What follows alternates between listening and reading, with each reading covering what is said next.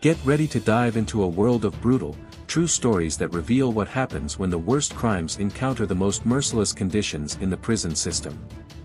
In this video, you will learn about the journey of 3 school shooters who, after committing terrible acts, faced not only justice, but also relentless violence inside Mexican prisons.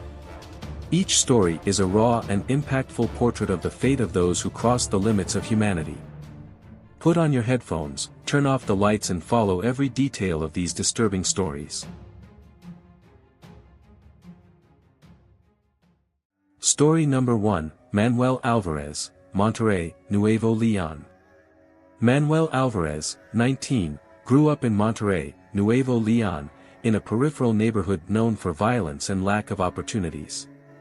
He was an introverted and withdrawn young man, often the target of teasing at Benito Juarez Secondary School, where he studied.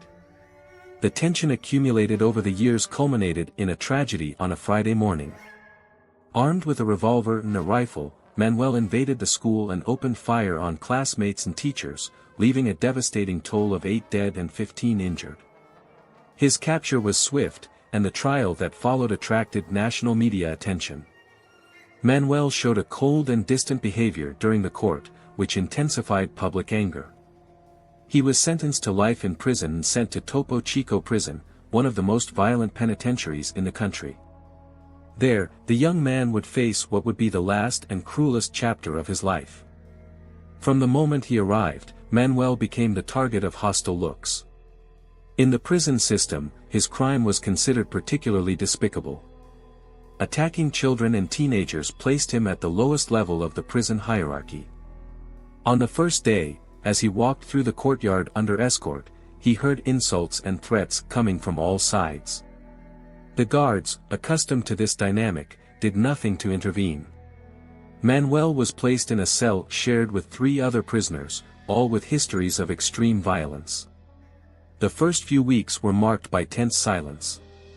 He avoided eye contact and spent most of his time sitting in the corner of the cell, with his head down. But the tension didn't take long to turn into abuse.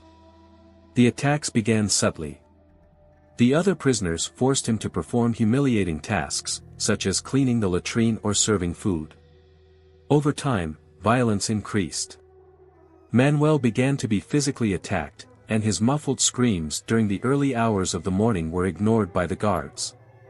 The marks on his body increased every day, and the young man became increasingly apathetic.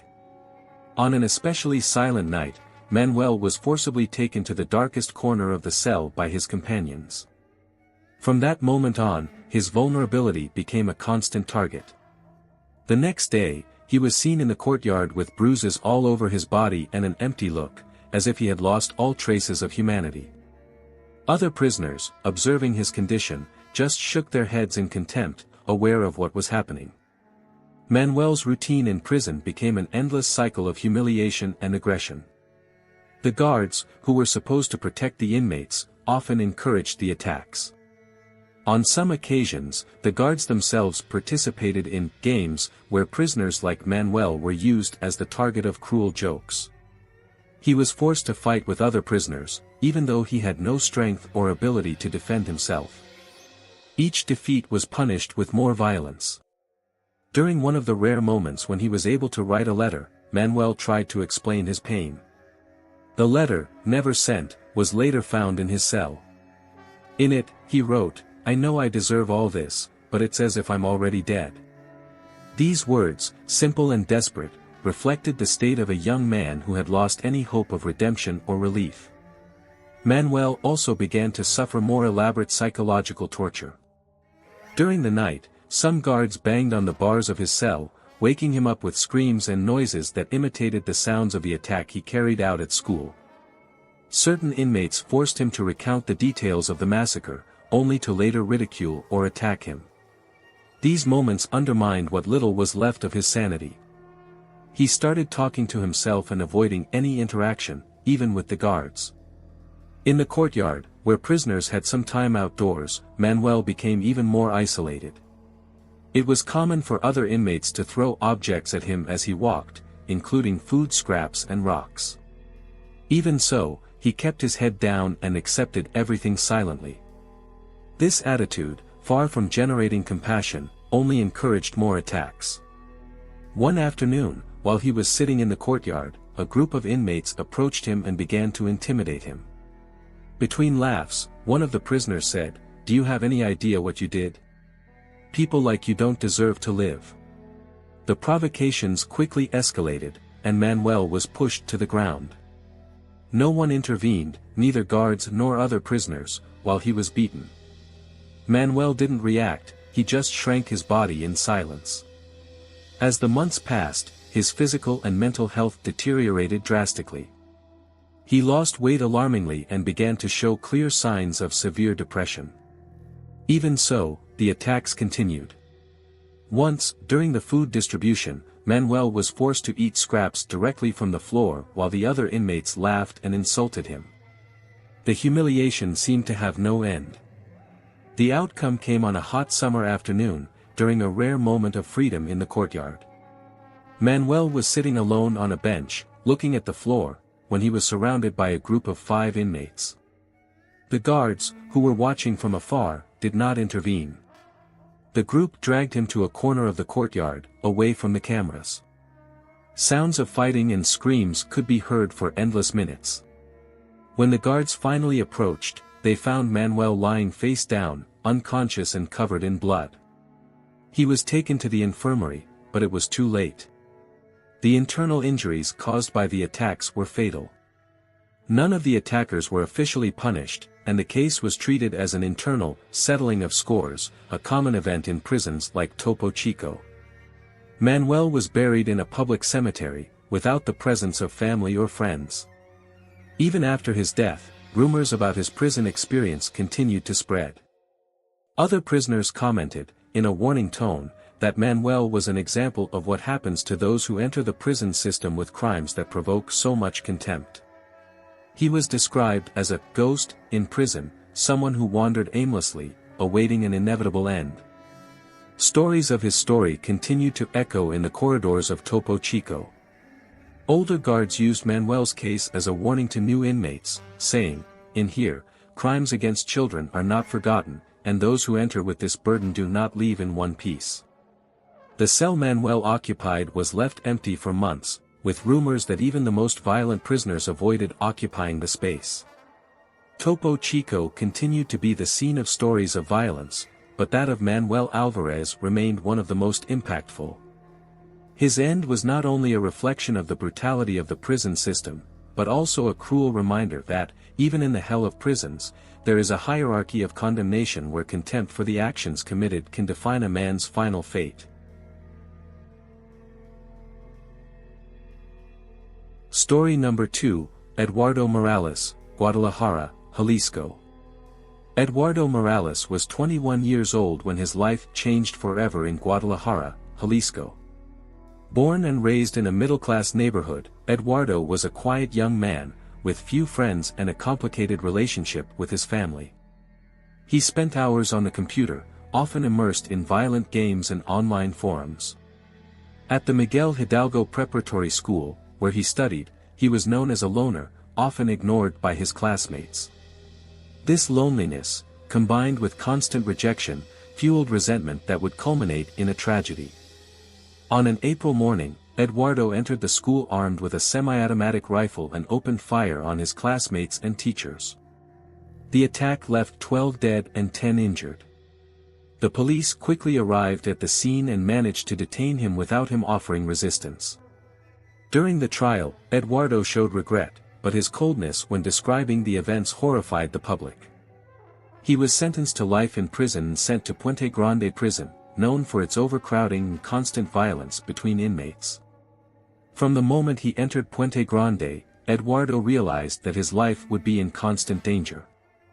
Inmates with histories of violent crimes saw Eduardo as an easy target, and his status as a school shooter made him even more despicable. In the unofficial prison code, aggressors of children or young people are placed at the lowest level of the hierarchy. His arrival was met with insults and threats from other prisoners. Eduardo was placed in a cell shared with 2 inmates linked to criminal factions. In the early days, he tried to keep a low profile, avoiding eye contact and unnecessary interactions. However, his presence was unbearable for his cellmates. They began to humiliate him by forcing him to perform degrading tasks, such as cleaning the floor with his hands or washing filthy clothes. The humiliations quickly turned into physical attacks. Eduardo was often beaten during the night, and his screams were ignored by the guards. Some of them, aware of his history, considered that he deserved what he was going through. During collective baths, Eduardo was the target of even more brutal attacks, which left him with visible injuries all over his body. One afternoon, in the courtyard, Eduardo was surrounded by a group of inmates. One of the men, clearly the leader of the group, asked in a threatening tone, "Do you know what you did? You took innocent lives, and here it has consequences." Before Eduardo could respond, the man punched him in the face, knocking him to the ground. The other prisoners followed their leader, kicking Eduardo repeatedly until the guards intervened. He was taken to the infirmary, where he spent days recovering in silence. Despite his attempts to avoid trouble, Eduardo remained a constant target. His prison routine was marked by fear and humiliation. He started eating alone, sitting in a corner of the cafeteria, always with his eyes fixed on his plate. On one occasion, his food was poisoned with substances that made him seriously ill. The guards did nothing but take him back to the infirmary, where he was treated and quickly released. Eduardo also faced psychological torture. During the night, some prisoners shouted the names of the victims of their attack, followed by insults. He would wake up sweaty and short of breath, constantly reliving the horrors he had caused. He began to show signs of mental instability, talking to himself and avoiding any interaction. Other inmates nicknamed him Ghost due to his haggard appearance and erratic behavior. Tensions reached their peak during a riot that broke out in Puente Grande. In the chaos, Eduardo was attacked inside his cell by two prisoners armed with improvised knives. He tried to fight, but was quickly overpowered. The guards, busy trying to contain the rebellion in other areas, were slow to arrive. When they finally found him, Eduardo was on the floor, covered in blood and breathing hard. He was taken to the prison hospital, but he succumbed to his injuries. His death was treated as just another case of violence within the prison system. None of the attackers were officially identified, and the incident was quickly forgotten by authorities. However, for the prisoners who witnessed his life and death in Puente Grande, Eduardo Morales became a grim example of what happens to those who cross the line of humanity and become enemies not only of society, but also of those who dwell in the shadows of prisons. Eduardo spent his last months in a state of constant alert, as if he knew the end was near. Certain prisoners made a point of dragging their chairs across the floor during the night, producing a terrifying sound that echoed throughout Eduardo's cell. Others left messages written on the wall with phrases like, "Your turn is coming," or "Reckonings don't fail." These small acts of psychological terror contributed to his mental deterioration. In one of the few moments when he tried to vent, Eduardo wrote a letter that would never be sent. He scribbled, "There is no place for me here or anywhere else. I have created my own hell." These simple but heavy words were found among his belongings after his death and illustrate the weight of his conscience and the consequences of his actions. In the cafeteria, where the tension was palpable, Eduardo was forced to eat quickly, fearing that something would be mixed into his food. He went days without eating, just drinking water from the tap in his cell. The other prisoners watched him from afar, like predators waiting for the right moment to attack. On one occasion, while he was drinking water, an inmate threw a bucket of dirty liquid on his head, causing laughter around him. Eduardo didn't react, he just returned to his cell in silence. Once, during a routine review, one of the guards handed Eduardo an anonymous message that said, "Your sentence is not over yet." These mysterious words made him even more paranoid, causing him to avoid even the little eye contact he had with others. Eduardo began to spend his days sitting in the darkest corner of his cell, muttering inaudible words to himself. When the mutiny finally occurred, it was as if Edward's fate was sealed. The chaos gave those who hated him the opportunity to settle their scores. Eduardo was found trapped in his cell, where two prisoners armed with makeshift knives attacked him. He tried to fight, but his physical and mental weakness prevented him from resisting. Guards, busy containing the chaos in other areas of the prison, only arrived when it was too late. Eduardo was on the floor, bloodied, with multiple wounds that indicated a prolonged and brutal attack. As the guards carried him to the infirmary, Eduardo was still breathing, albeit with difficulty. Witnesses said he mumbled something inaudible, perhaps words of regret or requests for forgiveness. He died a few minutes after being placed on the stretcher, alone and without anyone showing any compassion. His death was recorded as yet another episode of violence in Puente Grande, and the case was quickly forgotten by authorities. However, for those who lived with him, Eduardo Morales became a dark symbol of the inevitable fate that awaits those who cross humanity's darkest limits. His story echoed through the prison halls as a reminder that, even in the most brutal place, there is a moral code that few dare violate without suffering consequences. Story number 3, Raul Vargas, Ciudad Juarez, Chihuahua. Raul Vargas was 22 years old when his life took an irreversible turn. Growing up in Ciudad Juarez, Chihuahua, Raul was known as a troubled young man, involved in fights and petty theft since he was a teenager. He carried with him an aura of frustration and anger, fueled by years of family neglect and a poor upbringing. Despite his mounting criminal record, no one could have predicted the atrocity he would commit on one fateful day. One winter morning, Raul entered a technical school in Ciudad Juarez with a gun and opened fire on students and teachers. The attack resulted in the deaths of 9 people and left 6 injured. He was captured still on the spot, without resisting, while staring at the bodies scattered around him. During the trial, Raul maintained an apathetic expression, showing no remorse. His lack of emotion shocked the public and intensified the revolt against him.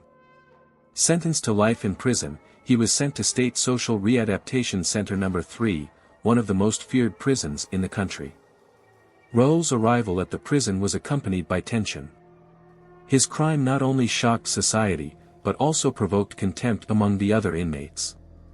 As in many prisons, the unofficial hierarchy placed criminals like Raul at the lowest level. He was considered a worm, a title given to those whose acts were so abominable that even the most brutal inmates despised them. In the first few days, Raul became the target of intimidation. Menacing looks followed him everywhere. During the first few nights, he heard whispers coming from other cells, with veiled threats that his time was running out. Guards and inmates seemed to share the same feeling that he didn't belong there and that his presence was an affront. He was placed in a cramped and unsanitary cell shared with 2 other prisoners. Both were members of a faction that controlled much of the activities inside the prison. In the first few days, Raul tried to remain discreet, avoiding any confrontation. However, his story was already known, and his cellmates did not hide the contempt they felt for him. The humiliations began quickly. Raul was forced to clean his cell, serve his companions and endure constant insults. When he made a mistake or did not act as expected, he was punished by beatings or deprivation of food. He began to lose weight rapidly, and his appearance became even more haggard. Once, while bathing, Raul was cornered by a group of prisoners who attacked him mercilessly. The guards, aware of what was happening, were slow to intervene, allowing the attackers to inflict serious injuries. Despite being taken to the infirmary, he did not receive adequate care, and his wounds ended up becoming infected, leaving scars that he would carry for the rest of his life. Raul's days became an endless cycle of physical attacks and psychological torture. He began to hear voices of other inmates, mocking and repeating the names of the victims of his attack. Some nights, prisoners shouted from the darkness phrases such as, "You are a monster," or, "In here, no one forgets." These words haunted him, and he slept less and less, fearing both the words and the attacks. One afternoon, while he was in the cafeteria, a group of prisoners put something in his food. Raul, hungry and without any alternative, ate without realizing it. Hours later, he started to feel sick. He felt severe pain in his stomach and lost consciousness inside his cell. The guards, upon realizing his condition, simply transferred him to the infirmary, where he was left to recover alone. This episode further reinforced his isolation, as no one dared to intervene to protect him. The final outcome came in a brutal and planned way. During a moment of recreation, Raoul was surrounded by a group of prisoners while he was in the courtyard. They dragged him to a far corner, out of camera range. There, he was repeatedly attacked with blows and improvised knives. Their screams echoed throughout the courtyard, but no guard tried to stop the attack. When the attackers finally walked away, Raoul was lying in a pool of blood, with no signs of life. His body was collected and taken to the infirmary, where death was confirmed. The prison treated the case as an accident, and there were no in-depth investigations into those responsible. For other prisoners, Raoul's death was received as a form of unofficial justice, a warning that certain crimes would not be tolerated even in the hell of prison. Raoul Vargas' story has become a grim reminder of the fate that awaits those who cross humanity's darkest limits. Inside the State Social Readaptation Center No. 3, he was just another example that, even among the worst criminals, there are those whose acts will never be forgiven. In this video, we delve into the dark stories of 3 individuals who committed unthinkable crimes and faced the most brutal consequences within the Mexican penitentiary system. Manuel Alvarez, Eduardo Morales and Raoul Vargas, scarred by tragedies they themselves created, discovered that prison does not offer redemption for everyone. Each of them bore the weight of their actions, facing the cruel hierarchy among the prisoners, the utter contempt and, ultimately, the inevitable fate that awaited them. These stories are not only a reflection of the violence they caused, but also the price they paid in an environment where survival and justice follow their own codes. If these stories impacted you, leave your comment and share. Don't forget to subscribe for more real and striking stories. Until the next video.